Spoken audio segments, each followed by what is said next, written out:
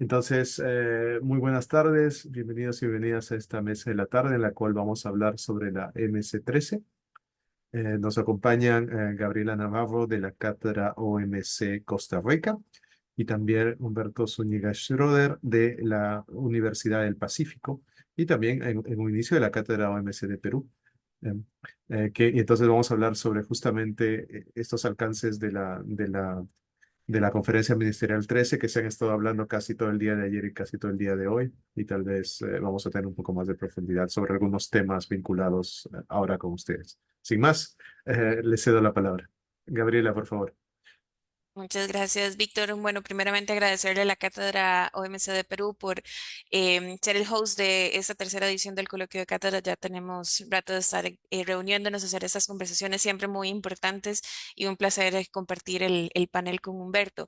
Creo que para hablar del contexto de la MC3 es muy importante entender de dónde veníamos. Veníamos de una ministerial número 12 bastante exitosa, la primera de la DG Ngozi, justamente con metas muy claras y muy establecidas, con un objetivo perfectamente alineado a la lógica de su discurso inaugural cuando asume como directora general y ella el reto de alcanzar un acuerdo de subsidios a la pesca sumamente claro.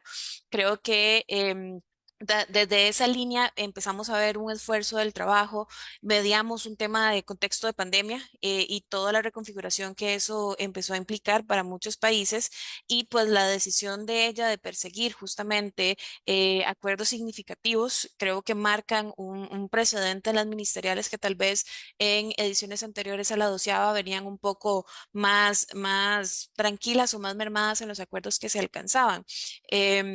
Sin embargo, llegamos a una MS13 con una visión tal vez un poco ambiciosa, con esa segunda ola de negociaciones de acuerdos de subsidios a la pesca, con temas en el tintero sobre agricultura que habían quedado pendientes del proceso pasado y pues de lleno a un proceso de adhesión de dos nuevos miembros que pues evidentemente enmarcan esas discusiones. Para mí uno de los temas importantes y relevantes del proceso fue la incorporación ya oficialmente en las negociaciones de temas de comercio y medio ambiente, que creo que para mí en lo personal fue uno de los temas pues que mediaron ese espacio de expectativa y que tal vez no la cumplió.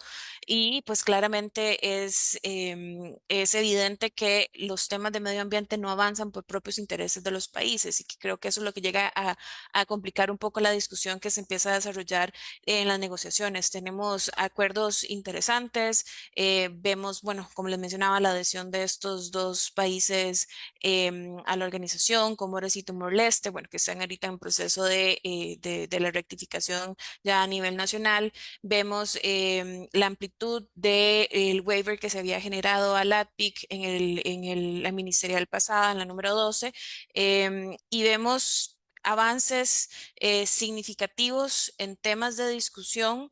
Uno de los grandes elefantes en la habitación era el tema del órgano de solución de diferencias, que venimos presidiendo justamente de un panel al respecto, donde se esperaba tener algún avance concreto y pues creo que cuando ya nos acercamos más a la conferencia nos dimos cuenta que era un poco complicado llegar a una solución en la ministerial, así que el acuerdo fue...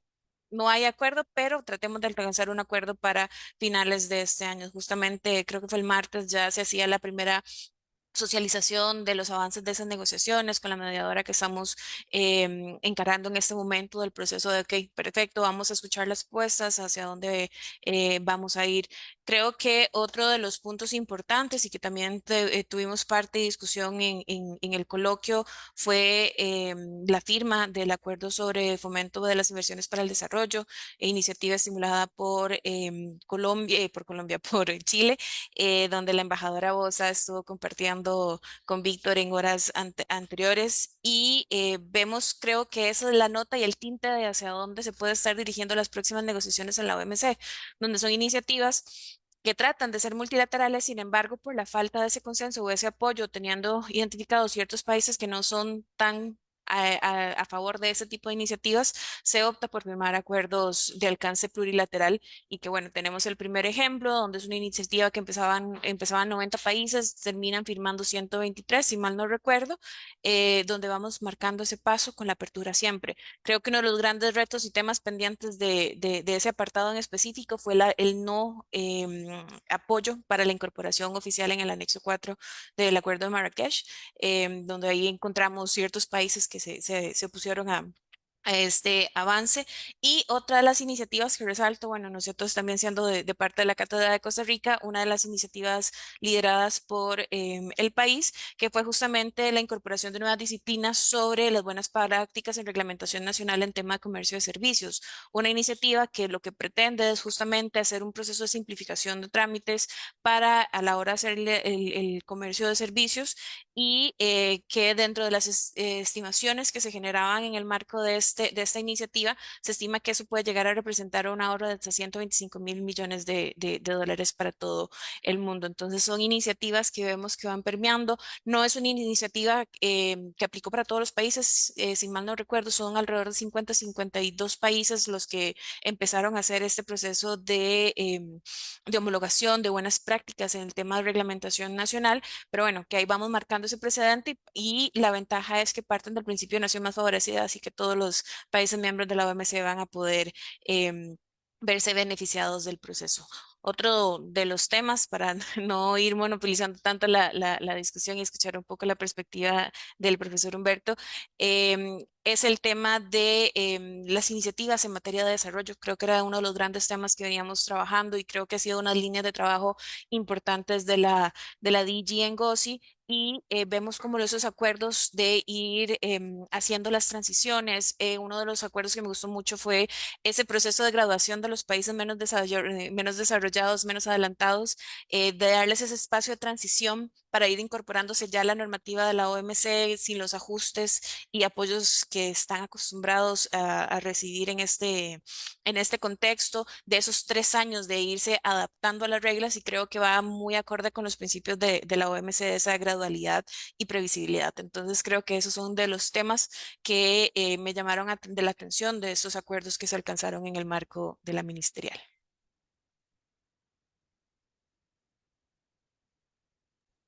Gracias, Gabriela. Entonces, pasamos a escuchar a Humberto, al profesor Zúñiga, en sus reacciones.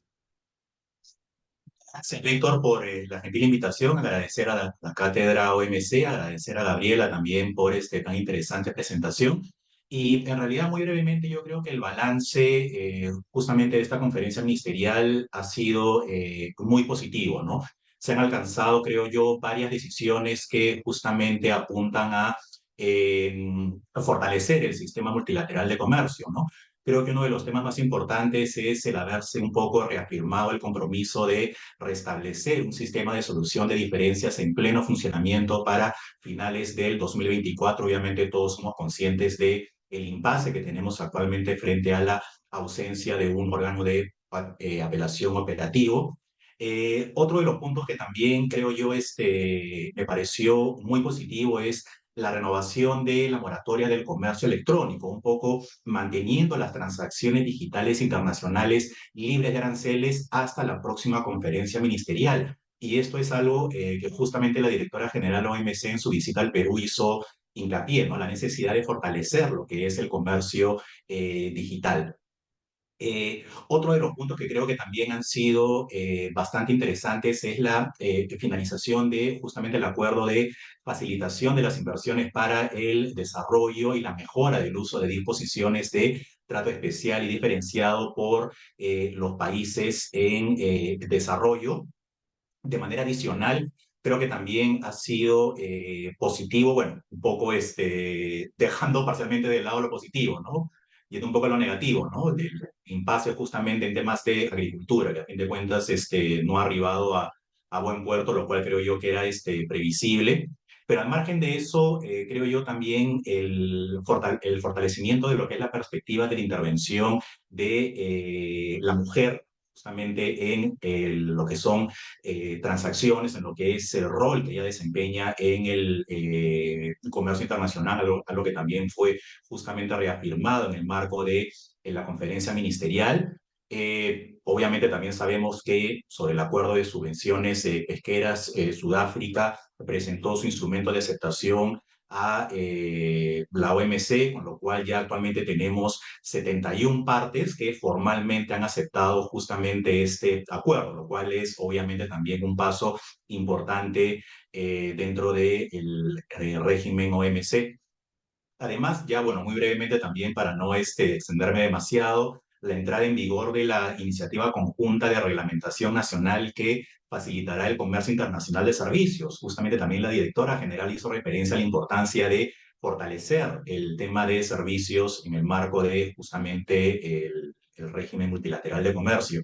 Y algo que a mí particularmente me causa también bastante satisfacción, ya por un tema un poco más personal, porque son las áreas sobre las cuales tengo yo especial interés, es justamente el reconocimiento de la labor del Comité de Obstáculos Técnicos al Comercio. Justamente se hace referencia a promover el uso de herramientas digitales como lo pueden ser el e-Ping y el e-Agenda, que creo yo son súper importantes para poder conocer más sobre las medidas que cada país miembro ha implementado, normas técnicas, reglamentos técnicos, entre otros, y aparte también obviamente bueno, ha solicitado mejoras justamente en cuanto a la formación y asistencia técnica en el marco del plan de asistencia técnica y formación de la OMC en el marco tanto del acuerdo TC como del acuerdo MSF, ¿no? Así que en general creo que son puntos muy importantes. Esto obviamente sin contar la adhesión de dos nuevos miembros, Comoras y Timor-Leste.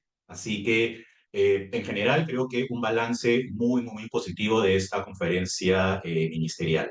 Básicamente eso. Muchas gracias también, Humberto.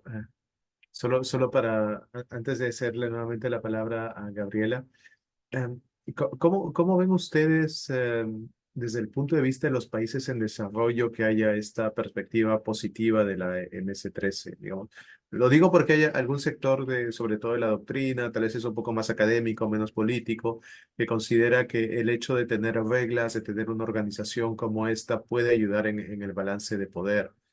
Y justo hablábamos con la embajadora Bosa hace unos momentos y ella me contaba que de los que, digamos, están a favor de justamente el acuerdo sobre facilitación de las inversiones para el desarrollo, de los 123 estados, casi 90 y tantos son países en desarrollo, que es muchísimo más de la mitad, son casi los dos tercios. Entonces, ¿creen ustedes que es cierto, los países en desarrollo vamos a sacar una ventaja, tal vez como lo ven, tal vez desde el punto de vista de Costa Rica o de Perú?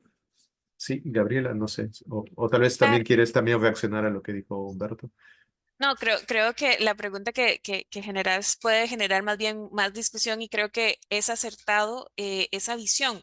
Creo que hay que recordar, incluso es una de las cosas que menciono cuando hablo de la historia y esa transición del GATT a la OMC, del por qué la ronda de Uruguay se lleva a cabo en Uruguay, y es que al fin y al cabo seguimos siendo dos terceras partes de los países miembros de la OMC, países en desarrollo y menos adelantados. Creo que ahí es donde resaltamos justamente el peso y que dos países en el contexto actual y con todas las críticas que se le ha dado fuerte al multilateralismo quieran seguir incursionándose en la organización, creo que es un ejemplo del por qué sigue siendo un espacio relevante para los países en desarrollo. Y creo que las necesidades de este tipo de reglas y tener un espacio justamente donde las voces sean escuchadas justamente por igual y que se trate de politizar lo menos posible, porque a ver, es imposible decir que la OMC no es un órgano político, que al fin y al cabo sí vamos a tener unas discusiones políticas y de intereses, pero que al menos en los momentos de decisión un país como Costa Rica va a tener exactamente el mismo peso en el voto que Estados Unidos y que incluso son países en desarrollo o los países no tradicionales los que han estado liderando muchas de las iniciativas. Por ejemplo, lo que mencionaba Humberto y yo en antelación también, el tema de las iniciativas de comercio y servicios. Fue una iniciativa liderada por Costa Rica. Vemos iniciativas en temas bueno, en el caso de la inversión de un liderazgo de Chile. Vemos también liderazgos en temas de medio ambiente por parte de países en desarrollo. Entonces creo que es un espacio justamente el predilecto para tener estas discusiones e ir generando esa norma, que al fin y al cabo todos los países van a ir haciendo adecuaciones y van a ir haciendo adaptaciones a ellas y las van a ir permeando justamente en la normativa propia de cada uno de los países, pero que al menos tenemos ese marco normativo referencial y mínimo estándar que tenemos que estar cumpliendo todos los países y que justamente es desde una perspectiva desde donde no hubo una persona que manifestó un descontento hacia esa iniciativa. Entonces creo que es un espacio bastante interesante. Sin embargo, creo que es uno de los grandes retos que tenemos en este momento y que se está convirtiendo en esa piedrita en el zapato para la OMC, que es el tema del consenso. Yo creo que en otros espacios hemos podido estar discutiendo si el consenso sigue siendo necesario o no, o si es la mejor solución. Y ahí es donde uno dice, pucha, tenemos que empezar a buscar unas formas para seguir avanzando y el consenso en muchas ocasiones se paraliza, porque con dos países que no estemos de acuerdo no podemos seguir avanzando las discusiones o no podemos incorporar. Queremos llegar a una situación de Doha otra vez. Siempre hago esa broma con mis estudiantes, porque yo cuando era estudiante estaba estudiando los resultados de Doha y ahora soy profesora y todavía sigo hablando de esa ronda y todo lo que no se logró alcanzar por estos procesos de negociación. Entonces, son discusiones que se tienen que tener en el tintero, pero al fin y al cabo sigo pensando y soy fiel creyente del multilateralismo y de la necesidad del sistema justamente por esa parte de normativa. Entonces creo que dando respuesta puntual a tu pregunta, creo que sí es un tema importante y relevante para los países en desarrollo y creo que es un foro que le ha permitido a los países en desarrollo dar... tener voz y ser líderes en iniciativas conjuntas dentro de la organización y llevar al tintero temas que son relevantes para nosotros. Entonces creo que es un mal o bien necesario, dependiendo cómo lo quieran ver. Muchas gracias, Humberto. Acá llegaron una pregunta por Facebook, es más un comentario, pero lo comento, se los cuento luego después de escuchar a Humberto. De hecho, gracias, Víctor. Coincido plenamente con lo mencionado por Gabriela. La OMC, nadie puede negarlo, sí, en definitiva también es un órgano político y qué mejor ejemplo justamente que la paralización de funciones del órgano de apelación que básicamente ha obedecido a una decisión política por parte de los Estados Unidos. Así que básicamente eso es 100% cierto. Y sobre tu pregunta en concreto, o tu comentario en concreto, Víctor, yo creería que justamente de manera adicional a lo que mencionó Gabriela sobre el acuerdo de facilitación de las inversiones para el desarrollo, es importante ver los resultados de esta conferencia ministerial también en conjunto. Es cierto, la moratoria de comercio electrónico, por ejemplo, es algo que en definitiva va a favorecer a países en desarrollo. También, como comentaba hace un momento, ¿no? La DG hablaba aquí en Perú, comercio electrónico, servicios, súper importante para el desarrollo o para el fortalecimiento del sistema multilateral, ¿no? Así que este conjunto de paquetes en general, incluyendo el acuerdo de facilitación de las inversiones para el desarrollo, en definitiva, van a representar un punto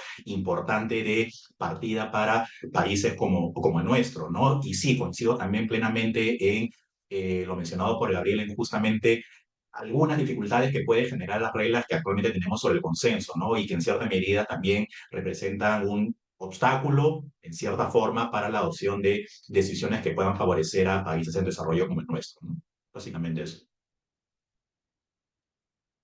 Bueno, les comparto el comentario, digamos, les agradecemos a quienes están conectados y que también son más de los que tenemos aquí en la sala en Zoom. Quienes estén en Zoom también pueden, si quieren, escribir o levantar la mano. Pero el comentario es el siguiente. Bueno, respetamos porque no es grosero ni nada. El comentario es el siguiente. Dice, China va a ser el hegemón en 10 años y a China no le conviene tener un órgano de solución de diferencias, así podrá hacer, cito, lo que quiera. No sé qué opinan de eso. Con respeto, digamos, a la postura china, no la conocemos, es simplemente un comentario, pero creo que puede dar pie a conversarlo ya desde el punto de vista más académico, ¿no? Perdón si también la pregunta tal vez es un poco más de relaciones internacionales. Gabriela, sí. Creo que esa es justamente la dinámica en la que vivimos actualmente y vivimos justamente en estas tensiones geopolíticas y que, como lo mencionaban el día de ayer en los distintos paneles que tuvieron lugar, el tema geopolítico ya ahora es imposible no mencionarlo en un contexto comercial y creo que el World Trade Report del año pasado es la mejor evidencia. Ya cuando ya empezamos a tener data que está rastreando los impactos de los conflictos geopolíticos en el comercio, ya se vuelve una necesidad conversarla. Me llama mucho la atención el comentario porque irónicamente Estados Unidos, siendo el país que ha estado estableciendo el bloqueo y mucho de lo que decía el presidente Trump en su momento, es que el órgano siempre falla en contra de y demás. China es un país que creo que más bien ha buscado tener esa iniciativa de buscar una solución y demás, al menos dentro de las discusiones propias de la OMC. Y es uno de los países que más es atacado, pero que al fin y al cabo sí termina cumpliendo de su forma y dentro de lo que el órgano de solución de diferencias le permite, bueno, el entendimiento como tal para poner las normas. Me recuerdo cuando la guerra comercial oficialmente inicia con la primera disputa en el marco de la OMC, este que Estados Unidos demanda a China, China demanda a Estados Unidos, pues una de las que ya está con resolución le da la razón a China, diciendo que efectivamente el mecanismo que había utilizado el gobierno de Estados Unidos en ese momento para hacer la subida de los aranceles no fue la correcta y tuvo violación a varios acuerdos de la OMC. Entonces, es como ese balance. Creo que para cualquier país que quiera jugar las reglas del comercio internacional, el órgano de solución de diferencias es necesario. Creo que esa es como la forma o la garantía de que tenemos de que los países vayan a cumplir lo que se está acordando. Con todos sus bemoles y todas sus críticas al entendimiento de solución de diferencias, siempre es mejorable. Creo que hay muchas cuestiones que hay que trabajar, pero que es un espacio necesario. Creo que en este momento los países que más están generando disputas son países desarrollados. O sea, eso es lo que uno escucha y ve, son los que están generando más. Hay una oleada altísima de movimientos proteccionistas por parte de los países en desarrollo. Creo que los industrial policy, los green industrial policy de los países ha llevado justamente a esa oleada del proteccionismo y que también ha reflejado los intereses y los temas que se estaban trabajando en el marco de las ministeriales. Entonces creo que el comentario me llama la atención porque creo que en este momento podemos poner Estados Unidos en ese comentario quitando China y el comentario sigue aplicando exactamente igual. Podemos poner Unión Europea y sigue aplicando igual. Podemos poner Canadá, podemos poner Japón y va a seguir aplicando igual, porque son los temas de los intereses y son los países que en este momento están empezando a aumentar justamente estas oleadas de protección. Muchas gracias. No, no sé si Humberto, ¿quieres comentar algo Sí, sobre eso? muy brevemente, de hecho, como todos sabemos, ya han transcurrido 23 años desde la adhesión de China a la OMC, año 2001, y de hecho este no fue un proceso de la noche a la mañana, tomó varios años. China obviamente en su momento tuvo el compromiso, y creo yo lo tiene hasta ahora, de justamente estar sujeta a las reglas del sistema multilateral de comercio, y como bien mencionaba Gabriela, sí es cierto, ha sido sujeto de investigaciones, pero a fin de cuentas ha cumplido con el retiro de medidas si es que éstas representaban algún tipo de obstáculo al comercio internacional. Y de la misma forma, ¿no? Yendo un poco ya a lo que es el régimen, digamos, nacional, el caso peruano. Yo, aparte de mi labor académica, soy también miembro de la Comisión Antidumping del Perú, el INDECOPI. Nosotros hemos impuesto distintos derechos antidumping contra, por ejemplo, textiles provenientes de China, y en esos casos, obviamente, China ha cumplido, digamos, es decir, sigue exportando textiles, pagando obviamente las sobretasas arancelarias que hemos nosotros impuesto como consecuencia de una investigación. Las investigaciones han sido llevadas a cabo de una manera muy ordenada, obviamente garantizando el derecho de defensa de todas las partes involucradas. Y simplemente lo que quiero reafirmar es, China es miembro de la OMC desde hace muchos años, le ha costado también incorporarse a la organización, y ese esfuerzo se traduce, creo yo, en el respeto a las reglas y en el respeto a las decisiones que puedan ser impuestas, no solamente dentro del marco del régimen OMC mismo, sino también por parte de autoridades nacionales que llevan a cabo investigaciones contra este país por infracciones a normas de, digamos, de comercio internacional. Muchas gracias a ambos. También muchas gracias al comentario. Tal vez, digamos, lo han hecho con el afán justo de generar crítica. No, no creo que sea también por desconocimiento, pero lo bueno es que ha generado una respuesta muy positiva y trabajada. No necesariamente los países buscan siempre su propio interés. A veces, o tal vez a veces el propio interés es el cumplimiento de las normas que ayuda a todos y todas, ¿no? Uno de los temas que estuvo saltando casi varias veces durante estos casi 3 días que hemos tenido las cátedras es el nearshoring o el tal vez vender a quien es tu amigo o a quien está más cercano. En Latinoamérica estamos muy cerca, pero no nos vendemos entre nosotros, entre nosotras. ¿Qué opinan ustedes? Y tal vez en la OMC tenemos otros mercados abiertos, aunque bueno, desde el punto de vista de Perú, nosotros nuestros principales destinos los tenemos cubiertos por TLCs, ¿no? ¿Qué opinan entre el regionalismo y el multilateralismo? ¿Van de la mano? ¿Son competencia? No lo sé. La pregunta que siempre surge en estas discusiones, creo que no, nunca he participado en un foro sobre multilateralismo que no salga el tema del regionalismo. Yo soy fiel creyente que pueden subsistir y que más bien buscan una forma de complementarse el uno al otro. Hay modelos que permiten ir avanzando en negociaciones o que ir ampliando acuerdos que es más fácil trasladarlos ya a nivel multilateral una vez que empezamos a hacer ese trabajo de lobby político, de discusión, de ir convenciendo al resto de los países de que esos tipos de iniciativas son las necesarias. Creo que en ese proceso de nearshoring o el friendshoring, dependiendo de cómo lo quieran llamar y dependiendo de qué país sean, el caso de Costa Rica nosotros lo llamamos, lo podríamos llamar técnicamente friendshoring porque somos de esos países aliados, somos un país que jugamos con los dos equipos, somos Team China y somos Team Estados Unidos, sin embargo el gobierno actual ha tenido un ¿cómo decirlo? Ha tenido un redireccionamiento un poco más fuerte con el tema del CHIP Act y una influencia bastante importante en el tema. Nos han colocado, incluso The Economist nos llamó el nuevo Silicon Valley de Latinoamérica justamente por esa visión de Estados Unidos de aprovechar las capacidades que tenemos como país de atraer ese tipo de inversión. Y pues bueno, somos una región bastante estratégica, somos un país en la región bastante estratégico, tenemos salida a ambos océanos, la distancia son 51.100 kilómetros cuadrados, somos bastante pequeños, fáciles de transitar en un día a otro. Le decía a Víctor cuando nos acompañó el año pasado en el encuentro de cátedras que desarrollamos por acá, que justamente podías ir de frontera a frontera en un día sin ningún inconveniente. Entonces creo que ese tipo de cercanías tenemos más de 16 tratados de libre comercio, más del 93% de nuestras exportaciones están cubiertas bajo estos acuerdos comerciales. Creo que nos coloca en una posición estratégica y uno de los más importantes, y creo que el contexto de la pandemia nos llama la atención a esas discusiones de que podemos llegar a Estados Unidos vía terrestre. Entonces puede pasar otra crisis de contenedores que eso no va a impedir que los productos que se están manufacturando desde acá estén llevando.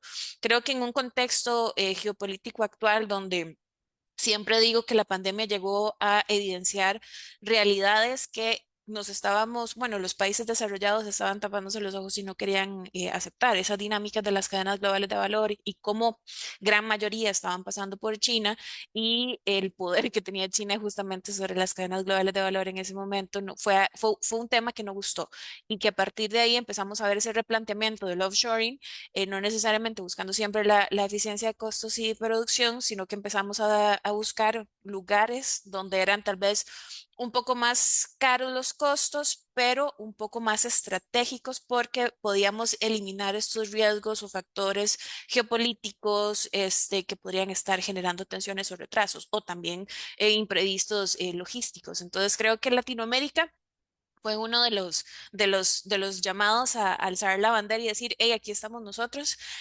Creo que puedo hablar en el caso de Centroamérica, lo hemos aprovechado bastante. Sin embargo, en el contexto de la guerra comercial entre Estados Unidos y China, hay dos grandes ganadores en este proceso de nearshoring o friendshoring, que ha sido justamente México, que ayer la profesora Amrita hacía mención de los beneficios que ha tenido tanto por parte de empresas estadounidenses como por empresas de capital chino de esa colocación y pues Brasil que también en ese intercambio de dinámica también se vio beneficiado porque lo vieron como un oferente. Creo que nosotros como región latinoamericana tenemos bastante potencial, pero considero, y a diferencia de Costa Rica, que hay que aprender cómo jugarlo, porque nosotros en este caso, Costa Rica, con esta visión del Chip Act, hemos empezado a hacer o tomar decisiones, tal vez políticamente no tan amigables que podrían, el backfire ahí que nos podría estar generando alguna repercusión a futuro, tomando la decisión de poner todos los huevos en una sola canasta. Entonces, creo que esas son las dinámicas que nos estamos presentando hoy y sigo resaltando. El tema de la necesidad de ver los riesgos geopolíticos dentro de las transacciones comerciales es algo más que nunca relevante. Creo que siempre lo ha sido, pero ahorita es que verdaderamente estamos viendo los efectos y creo que la pandemia ayudó a evidenciarlos. Muchas gracias, Humberto. Sí, simplemente es que, de manera muy sucinta, yo creo mucho en lo que es el regionalismo. De hecho, yo trabajé más de 3 años en la Secretaría General de la Comunidad Andina.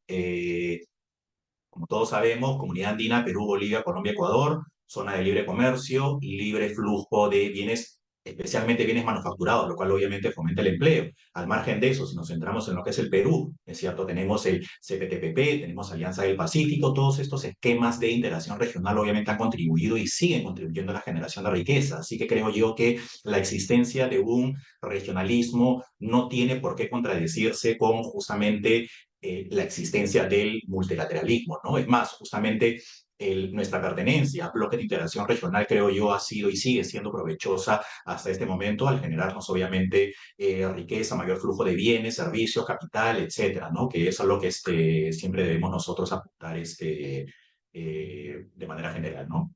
Simplemente eso. Muchas gracias.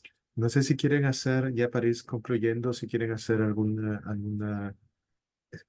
ya se me han quedado las palabras por la mañana, un statement, digamos, un llamado final, una locución final para ir cerrando. En mi caso, creo que el llamado es al seguir manteniendo la fe en el sistema y seguir viendo la opción del multilateralismo como una forma de ir alcanzando acuerdos de carácter multilateral, valga la redundancia. Creo que hay muchos temas en el tintero y una de las cosas que me gusta mucho es que la DG y su equipo de DDGs han mostrado liderazgos. Creo que tienen muy claro su discurso, sus creencias y escucharles hablar siempre es muy provechoso en estas escenas. Creo que el trabajo de estos 2 años que vienen va a ser bastante fuerte y creo que generan expectativas de acuerdos que se puedan alcanzar para la MCT14. Creo que uno de los grandes temas, y aquí cito o parafraseo más bien uno de los comentarios que hacía la DG justamente posterior al cierre de la MC13, es que ahora es el momento de descansar y después prepararse para lo que viene, porque son 2 años cargados, tenemos retos muy importantes.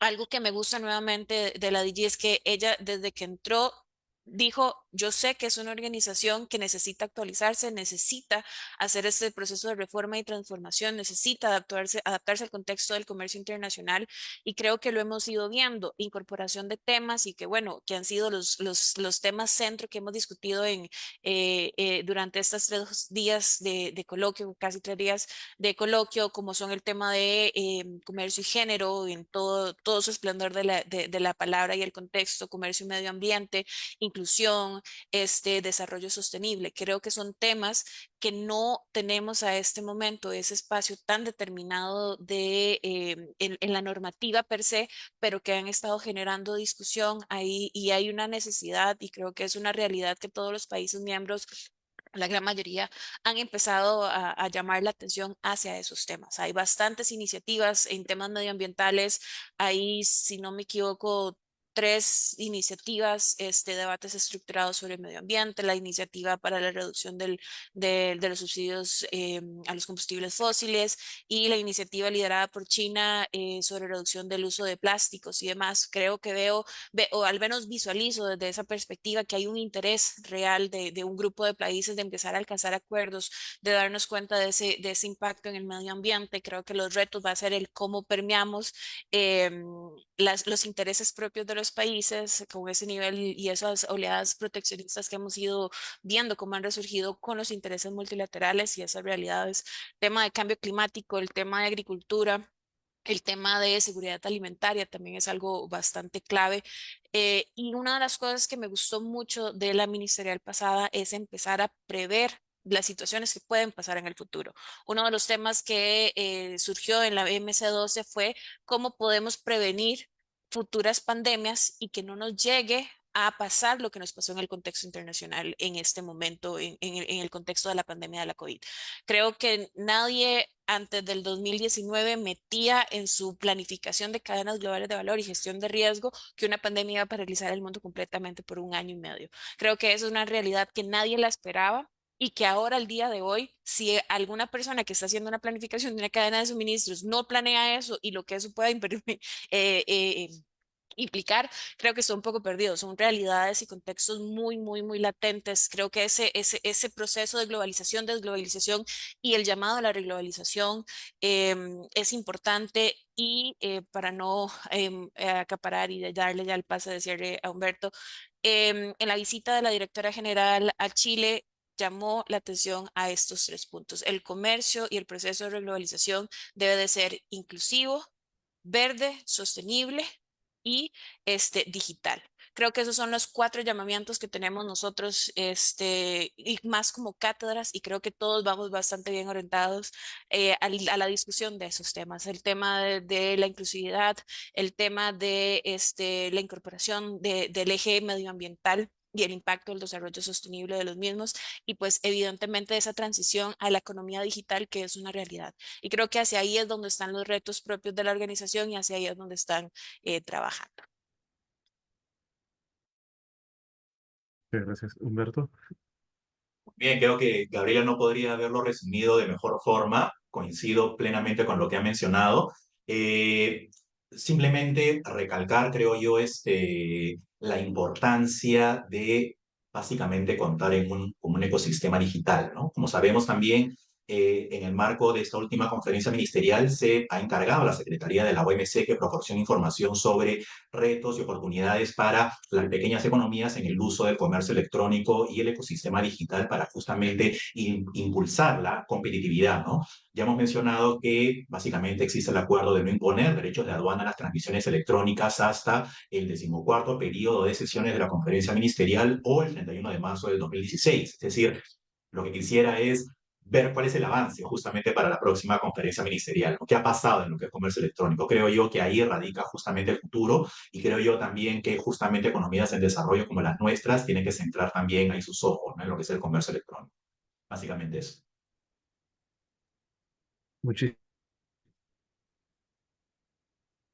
gracias, Gabriela. Muchísimas gracias, Humberto. También quiero aprovechar para mandarle un saludo muy, muy grande a doña Rosemary Patricia Hernández, que lamentablemente no nos ha podido acompañar, pero que la hemos tenido presente también como titular de la cátedra OMC Costa Rica. Y con el resto de las personas que nos están siguiendo por Facebook y también a quienes nos siguen en Zoom, vamos a hacer los 15 minutos de receso y retomamos con la última mesa que tiene que ver con el acuerdo sobre pesquería dentro a las 6 en punto. Muchas gracias a todos y todas.